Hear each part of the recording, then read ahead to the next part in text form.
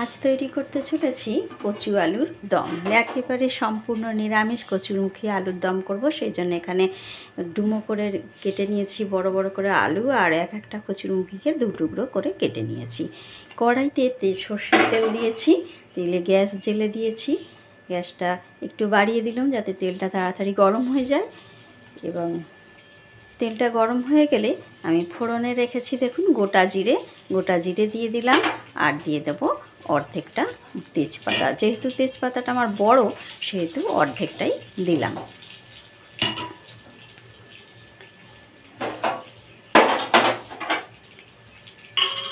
ফোড়নটা তৈরি হয়ে গেছে, বেশ তেলও আমার গরম হয়ে গেছে। যেহেতু আমি গ্যাসের ফ্লেমটাকে বাড়িয়ে দিয়েছিলাম, এবার গ্যাসের ফ্লেমটাকে মিডিয়ামে করে দিলাম, দিয়ে আলুগুলোকে আগে দিয়ে দেবো। আলু একটু হালকা ভাজা হলে তারপর কচুরমুখিটা দেবো, কচুরমুখিটাকেও ভেজে নেব। আলু আমার হালকা করে ভাজা হয়ে গেছে, একটু রঙও এসে গেছে। এই সময় কচুরমুখিটাকে দিয়ে দিলাম। সব কিছুই আমি সবজি বাজার থেকে আসার পর একবার ধুয়ে নিই, তারপরে কেটে আরও একবার ধুয়ে নিই। সেই জন্য কেটে ধুয়ে জল ঝারিয়ে রেখে দিয়েছিলাম। এবার কচুরমুখিটাকেও হালকা করে ভেজে নেব। আমি একসাথে সমস্ত মশলা কষিয়ে বসাবো, আলাদা করে কষাবো না। ভাজতে ভাজতে আস্তে আস্তে মশলা দিতে থাকবো। আলু আর কচুরমুখি আমার ভাজা হয়ে গেছে। প্রথমেই যেটা দেব, আমি একটা ছোট টমেটো বেটে রেখেছিলাম, সেইটা দিয়ে দিলাম।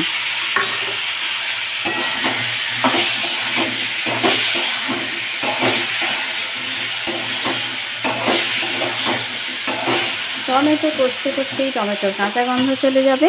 এই সময় আমি দিয়ে দেবো, এখানে মশলার মধ্যে রেখেছি দেখুন হলুদ গুঁড়ো, লঙ্কা গুঁড়ো মানে ঝাল লঙ্কার গুঁড়ো, কাশ্মীরি লঙ্কার গুঁড়ো, আর লবণ। এটা আগে দিলাম।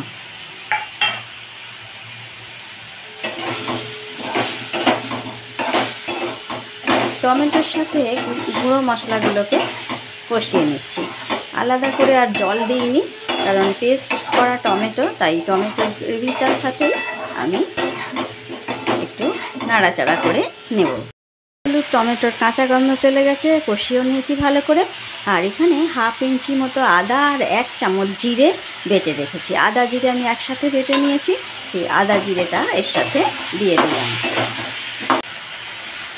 মশলা যদি হয় চন্দন তাহলে ভালো হবে ব্যঞ্জন।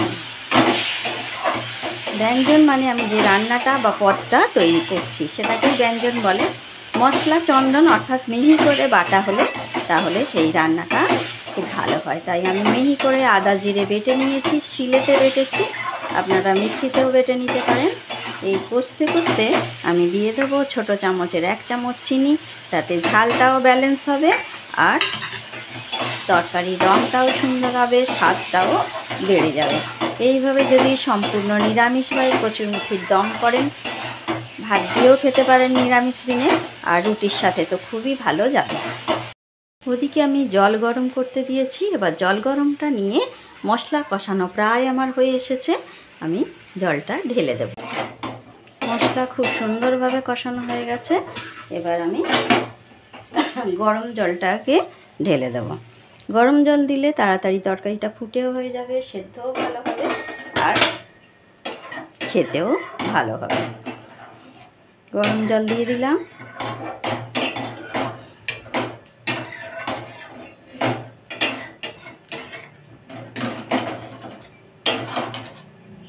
ভালো করে মশলাটা মিশিয়ে নিলাম, আর কড়াটাকে সোজা করে দিয়ে কড়াই আমি ঢাকা দিয়ে দেবো। আমার রস প্রায় মরে এসছে, এবং আলু দেখুন, আলুটাও যেমন সুন্দরভাবে সেদ্ধ হয়ে গেছে, তেমনি কচুরমুখিটাও খুব সুন্দরভাবে সেদ্ধ হয়ে গেছে। তাই এবার নামিয়ে নেবার পালা। তার আগে একটুখানি গরম মশলা ছড়িয়ে দিলাম, আর হাফ চামচ মতো ঘি দিয়ে দিলাম। এটা অপশনাল, আপনারা দিতেও পারেন নাও পারেন। তৈরি হয়ে গেল আমার কচুরমুখির দম।